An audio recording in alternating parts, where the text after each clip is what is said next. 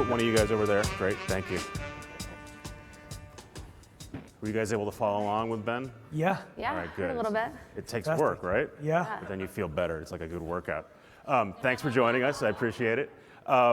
I think everyone knows who you guys are, or at least the work Mostly you just do. Marcus. But so Marcus, you became famous years ago through Aquavit was your first sort of big name restaurant. Big career on television. Now you're best known as the guy who runs Red Rooster in Harlem, several other restaurants, and you're now starting to move into video as well. Ashley, I used to work with you because you did comms at BuzzFeed, and now you run, I think, the most important part of BuzzFeed, Tasty. I would say that. Yeah. But I'm pretty biased. But I think your bosses say it too. It's the fastest growing part of BuzzFeed. Yeah, so Tasty started a couple years ago, about a year and a half ago, and it was right after Jonah, our CEO, had rolled out this distributed strategy, which you wrote a lot about. And back then it was kind of crazy, right, to publish content directly in the feeds of social. People looked at us like we were nuts, and even your stories were like, how could they do this? Like, what are they, how are they going to build a business? And Tasty launched about 4 months after that. And now, a year and a half later, it's built massive scale. We reach 500 million people a month, which is still hard for us to wrap our heads around, and have been able to build a business very quickly in about 12 months and diversified that to commerce through products and experiences. So very quickly, we're able to kind of bring this distributed strategy to life. People were saying, well, why are Marcus and Ashley coming out? And to me, it's really obvious, but just to hammer it home, Marcus, you've done work with Tasty. I just want to show people a few seconds of what it looks like when, you guys all know what a Tasty video looks like. Let me show you what it looks like when Marcus does something. Hi, my name is Marcus Samuelsson. I'm a chef of Red Rooster Harlem, and I'm gonna make fried chicken. Fried chicken for me, it's such an iconic recipe that speaks sort of to American culture, very often Southern American culture. I want to listen to some really good music, sit outside, eat it with my hands, and just share it with some friends. That's living, that's good life. So that's super cool. So normally, right, you guys you didn't copyright this because you can't copyright a camera angle, but it's directly over someone's hands making food. In this case, Marcus, we got to see your face for a couple seconds. You came up in a world where you were on cooking shows, and we got to see a lot of you. What's it like to do something with Tasty where primarily people are hearing your voice and watching your hands, and your face is not sort of associated with the video? Well, that's a good thing. A lot of people are happy about that. That's why the viewership went up, right? No, but I do think that, the core of a chef is always you want to share. You want to share you want the people who eat in your restaurant or read your books or whatever it is, you want to share your knowledge, and you want people to get excited about what you're doing. And, fascinating about this is that food is still so traditional, but maybe in the last 5 years, it's just changed completely. Not so much that the players in food have changed, but because of the link between food and media. And I really think that the first big step in that was actually when gourmet went out of business. And everyone was like, well, the pictures are amazing. How can gourmet go out of business? But it was really a sign of that sort of, people want food in a completely different way. And then you think about what Eater brought to that experience, and then something like Tasty right now, it's constantly evolving, and even something simple as that shot, that camera angle. So when you use it, it obviously looks and feels completely different. I've been shooting TV as long as I can remember, but no one has shot it that way. So not only was it a different way to distribute, it was also a different way to shoot it.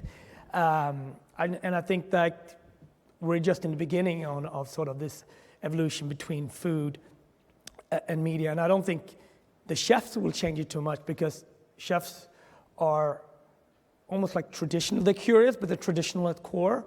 I definitely think that the other side will come from the consumers, the tech side, and the media side will force us to change. Well, so you did a lot of TV early. You're doing video now with Eater, Vox Media property. Tasty. You've got your own digital publishing operation, Food Republic. What is are these money-making ventures for you, or is the money in the restaurants and this is promotional for the restaurants? Well, I knew that, I mean, a couple of things that I always was intrigued by was how can I sort of change the foot traffic of dining and the foot traffic of the conversation? I felt it was just very flat. It was like, and this was something that I thought about when I was, working in France and being in Japan and traveling around the world. I'm like, why is it only that French food is sort of the accepted fine dining, right? And then obviously that has changed. And why is it that if you have something that you want to show your dish, you want to show your daily special, why do you have to wait for like the local paper or New York Times on Wednesday to write about it, right? It has to be a different way. And obviously, the last 10 years, we've seen that in many, many different ways. So when I had the opportunity to open Red Rooster in Harlem, I started two things. I was like, I'm not going to open a restaurant without not starting a media space. So we actually started Food Republic in a basement of Red Rooster at the same time. So it was like, there were the tech guys in that room and the cooks in that room. And I realized it was pretty similar. Highly passionate people, passionate about their point of view, their voice. Very expensive to build both. But I will always want to share my one point of view, and the quickest, best way to cut through that. It doesn't really matter if it's on the phone or if it's whatever platform is on, as long as it's good content, and the audience would tell us whether. But it always supports the restaurant. It's not like you're going to move to a world where you're only interacting with people via media and you're not running a restaurant. Yeah, but I think there's a space, very much with the way Ben talked about his sort of $10 a month way. There's the same ways I will continue to do traditional cookbooks. I will continue to do traditional restaurants. And there's a meeting space and trust space on both sides. Instagram is one way to do that.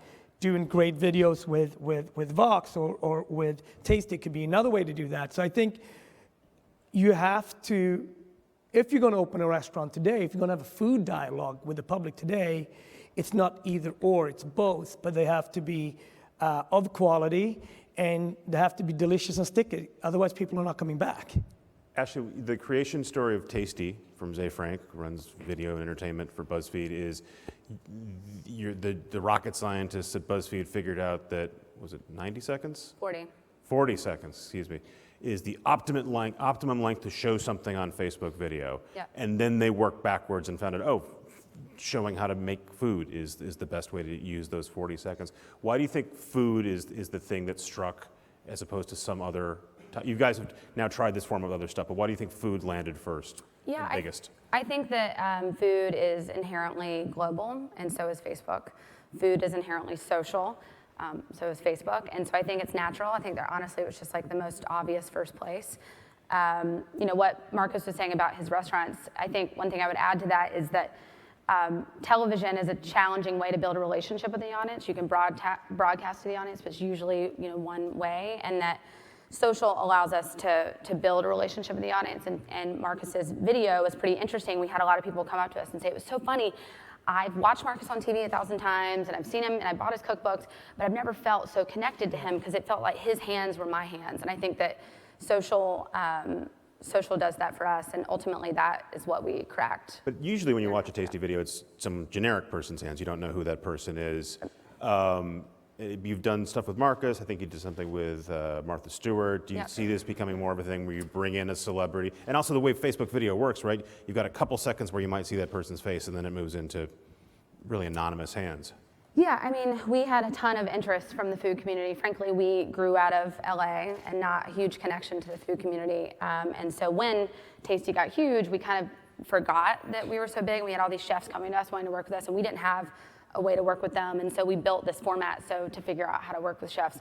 It performs really well above the median. And so there's a difference between a Marcus Tasty video and a generic Tasty video. I mean, they're largely the same, right? But I mean, the format certainly is tweaked, and we think about it differently. We call that series Tasty Story because we need to hear the story from Marcus. We don't just need to figure out how to chop the onion or whatever. We can get that in some other place. But what your connection to people over food is really what we focus on, and so that's how we work with chefs. We have another show that's in partnership with Matthew Hennick's team in our company called Worth It. We have another show, Mom vs. Chef. So in those spaces, we also work with celebrities more. So Facebook is just starting to sort of experiment with how people who make video on Facebook actually can make money, right? How they can actually, they're going to insert these mid-roll ads. One thing that's particularly relevant about Tasty is that you guys, from almost the get-go, have turned this into a money-making operation. So how do you make money on a Tasty video? Yeah, so our model is that we've learned so much on social and on Facebook that we owe it to the advertiser to extend that learning to them. And so we keep, you don't know what that means? So when an advertiser, let's say you're a big CPG company, we work with all the big CPG companies, and they come to us and they say, we want some of your scale, right? We want that video, we want that thing you have. Well, we could just build an ad agency production model, right? Where we say, okay, we'll do this for you and like whatever you want. But what we say to the advertisers, we say, we have done thousands of these videos. And we see that when you do, I don't know, slow cooker, if you don't do this, people drop off at 15 seconds. And we recommend to you through this big archive that we have and all this learning that we have to do this. And so the ads that you see, the branded content you see from with our advertisers look very similar to Tasty ads. That's on purpose. That's because we believe we have the biggest shot of getting them a hit if you align it with all the things we know on this massive platform. So this is branded content, right? So there's lots of definitions. Big consumer company creates, you help them, you make a Tasty video for them. It's branded as Tasty, but it's got their product and their branding somewhere in it. You charge them money for it. It runs in Facebook as content. That's right. Got it. Okay. Just want to make sure I understood it correctly. So that's our core. And this sounds like an easy thing to do, but it only works if you have massive scale and you guys have sort of cracked that code. Give just a sense of scale on Facebook?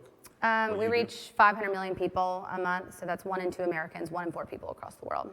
And then this format seems like literally anyone can do it. Anyone can put a camera there. I think I see lots of Tasty clones. How do you fight back against that? How do you move ahead of that? Yeah, I feel like you kind of open your Facebook feed and everything feels like a Tasty video, even if it's not from us. It's obviously very flattering to feel like you've made a big impact in the world. I've been at BuzzFeed for 5 years, and it reminds me of when we were really doing lists very well, or best in the business, making lists, and quizzes, and then the New York Times would write a headline, or Rico would write a headline that had a number in it, and people would say, they're copying BuzzFeed. By the way, that's what magazines started at. Yeah, exactly. We didn't.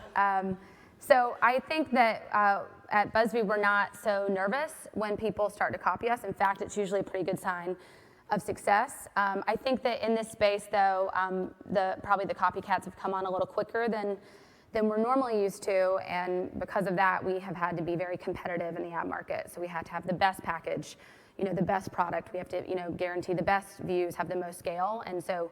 I think that's largely our answer to it, but we try not to focus too much. And one of the things you've done is said, all right, well, everyone now has figured out how to do the overhead camera. We're going to do something else. So you've got a new show, a new format launching. Should we show a clip of it, and then you explain what we're watching? Let's do it.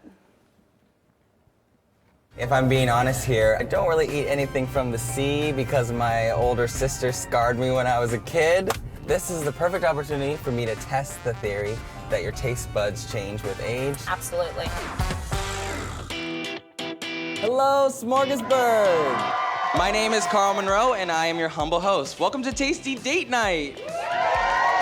Today we're here in downtown Los Angeles to watch as 2 couples put their relationship and culinary skills to the ultimate test in a cooking showdown. Whoever impresses our judge the most can look forward to a romantic date night at one of LA's finest restaurants. Let's bring out our first couple.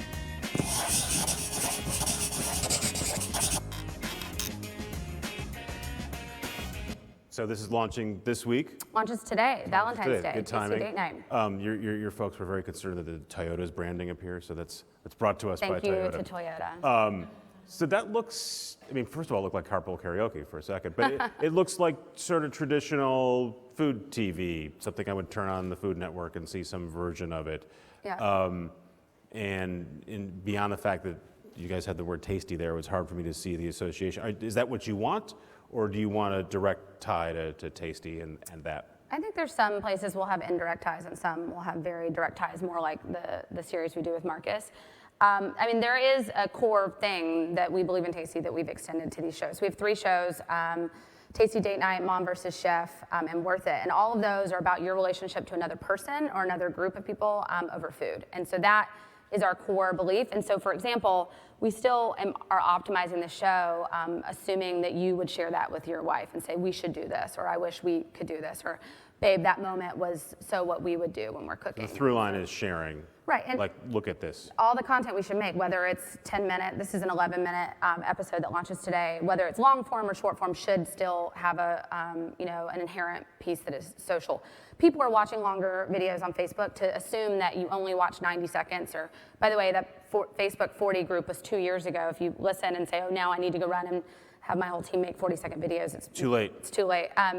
What's the new 40 seconds? I don't know if there's a new 40 seconds. I mean, I would say that you have the ability to certainly go longer on Facebook than you ever had before, and the assumption that only short form works is a mistake. That said, we do, we're sticking to our guns, and we believe in this format, and just because they're copycats and there's all these people kind of coming after us doesn't mean that we should switch. And so our core format will stay the Tasty format that you know and love, but we will innovate around the edges and do shows like this. Marcus, this explosion of food content, and I usually hate the word content, but let's call it content today, television, video, Tasty, does this change the way that you cook? Does it change the kind of food you're presenting to people? Are people's expectations of what they'll get from you or any other sort of well-known chef, have they changed? Well, I think it does a lot of different things. I think that, first of all, younger people are getting involved, right? So that means that as foodies, even in their, you start at 6, 7 to 14 to 21, they know more.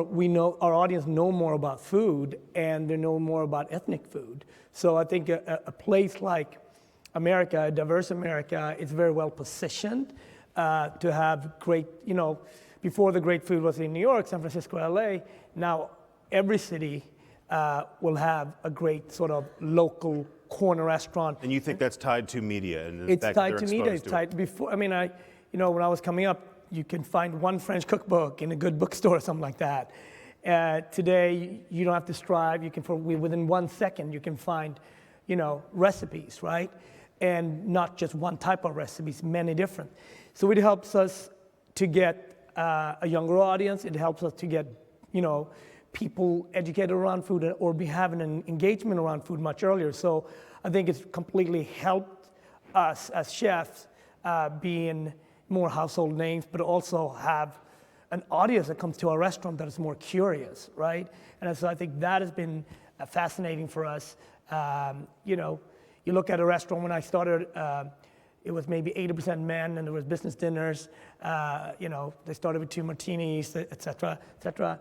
Today, we still have that guy, but that guy is actually a minority. The majority of the customers, it's the family at all ages. So I think it's been very positive.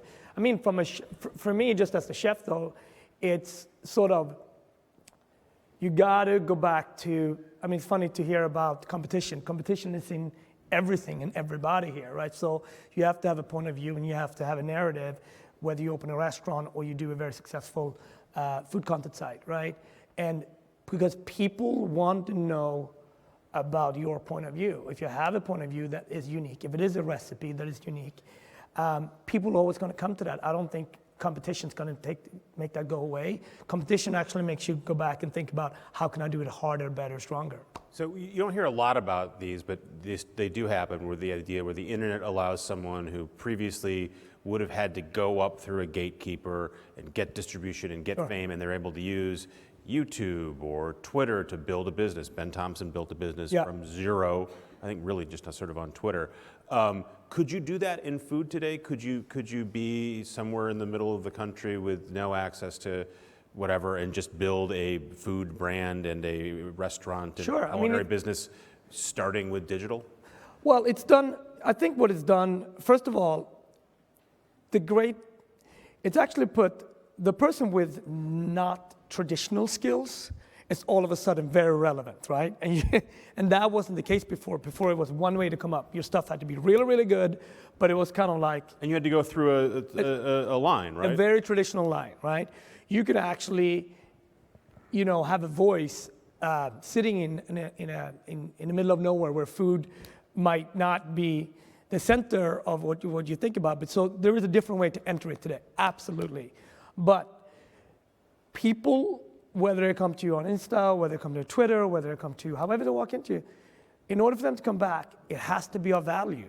And so I think that, yeah, people, that's why, for example, when I started cooking, I cooked Scandinavian food, right? We're a minority, it's a small country. You grew up in Sweden. You grew up in Sweden. One of the reasons why Scandinavian cooking has become more popular is obviously because people can access it in so many different ways today, right? So it's helped the smaller countries, helped the more obscure cuisines, and also because people want to take everything to the max, right? If it was before, it was eating blowfish in Japan. Today, it's eating raw chicken in Japan, right? Everything is constant, and the online space is a great space to experience that. But maybe you don't go to a restaurant and experience that, right? So you can be part of a food dialogue, and in a completely different way than before. And I think that's fascinating. And I think it's not going to stop at that. It's going to continue and evolve. I had lunch at your restaurant, Red Rooster, a few weeks ago. It was great. Thank you. Thank you. And there was a big table there of older people from New Jersey, and they found that you were in the restaurant. And they were delighted to talk to you. I don't want to. I'm guessing, but maybe I'm wrong, that they did not discover you through Tasty or Instagram or Eater. Is still the bulk of your business coming from people who've learned about you from television? Well, so that table, that audience, there was through a book club, right? Very much Yes Chef, which was one way of connecting, right? My memoir, that was one way of connecting. And it does have that 50 plus, lady in New Jersey, very important part of our base, or Connecticut. And then they bring their daughter that maybe did discover it through Tasty or through Instagram, right? So there is a common way for two different generations to celebrate Red Rooster or Harlem and feel part of it. That was never a possibility before. Yes, even the idea of a chef doing a memoir 15 years ago would have been like, why would you do that, right? So I think, again, it's like, if you're starting a space today as a chef, all these sort of points are important. Your online content, your restaurant's got to be really yummy and delicious, of course, but so does your books, and so does your Insta, and so does your BuzzFeed videos. Can you be a successful restaurateur, chef, without doing media? Could you say, I don't want any part of this, I just want to make food? You can, but then I think you shut everything down, right? You got to go, there's no space in the middle. So you either don't do ever an interview and you just cook in that very obscure place and you create that buzz that way, but I don't think that you can do, there's no space in the middle. You're either doing your 8 seats where you only serving, lamb balls on Tuesdays and no one can get in. That's the space to do it, and you don't talk about it at all, or you do it the other way. So there's still media, it's just that you're not participating in the media is building up around you. Sure. We talked about Marcus's career briefly, and I wanted to go back to yours for a second, Ashley, because usually the people I work with in comms, they might tell me that they want to end up running something. Usually they're continuing to do comms. Yeah. Some of my best friends are in comms, nothing wrong with that, but they usually aren't handed a giant franchise for a really big media company. So how'd you get that job? It is unclear. I mean, aren't we all doing comms in this room? No, I mean, it's kind of surprising actually that more comms people in media don't end up taking business leader roles. If you look in politics, every major strategist and every chief of staff has a comms background. It's all about understanding media.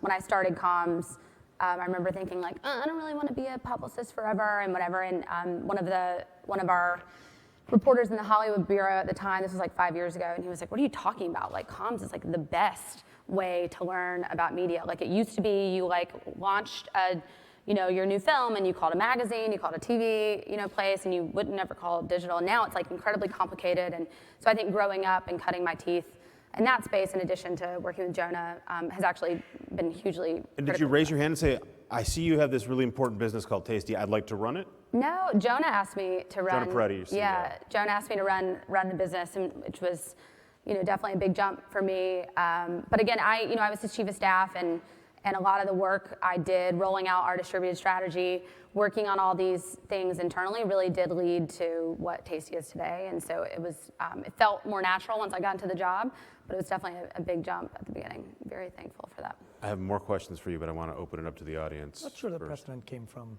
that experience. What's that? I'm not sure our current president came from that experience. Okay, well. Because you talk about politics. Oh, I have some politics questions too. New if you age. don't have Yeah. time, New you guys. age. Do you guys have questions for Marcus or Ashley, or should we just keep talking here? We'll keep talking. Let's talk about politics. Yes. We had lunch. I said, what's going on? And you started talking about Brexit, which Yeah. is not where I thought the conversation would start. Why is Brexit relevant to what you're doing? Well, we're growing a lot. I've been able to, out of that basement in Harlem, we've been able to build over 30 restaurants. 20 of them are in Scandinavia, Sweden, Norway, and Denmark. And then, but Rooster, I've been very, carefully sort of bridging on when to do the next Rooster. So we're opening Red Rooster in May in Shoreditch, which I'm very, very excited Red about. Rooster's like sophisticated soul food, right? Is that Yeah, we're trying to be. not offensive way to describe it? We're trying to be. We're aiming for that. But we're really excited to be in Shoreditch, and This I is planned. in the UK. Yeah, in the UK. So we planned it for 3 years, 2 years at least, and then last summer when Brexit happened, you kind of had to change everything because we planned on having a lot of Scandinavian staff working in London, and papers was never an issue, and it became a big issue. So, you can plan as much as you want. Because you literally can't staff the restaurant the way you wanted to staff it? I can't staff it at all the way I wanted to. So it took me sort of 3-4 months to come up with a completely different strategy on that. And it's just these things that you plan, you're careful, you think about your brand, you think about your positioning, and then something like that happened that just changes everything. So, it's part about being in the restaurant industry. You got to pivot, you got to change. We're opening in May. And what is the, we'll spend some time talking to various people today about this, but the results of the election, especially in the media business, lots of soul searching and reflection. What are we not understanding about a big chunk of this country? Who are we not speaking to? Countries polarized. Making media, making culture, making food.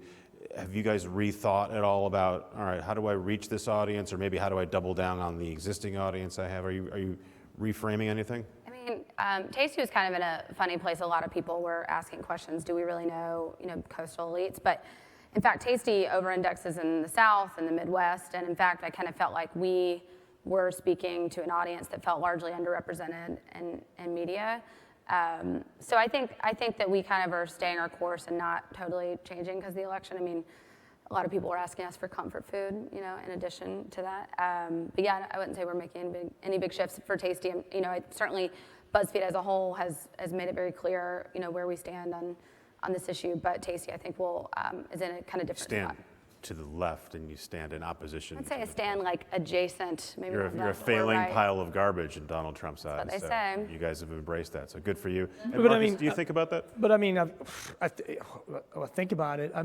First of all, there would be no American food without immigrants. Let's not even, there is no, I am an immigrant to this country.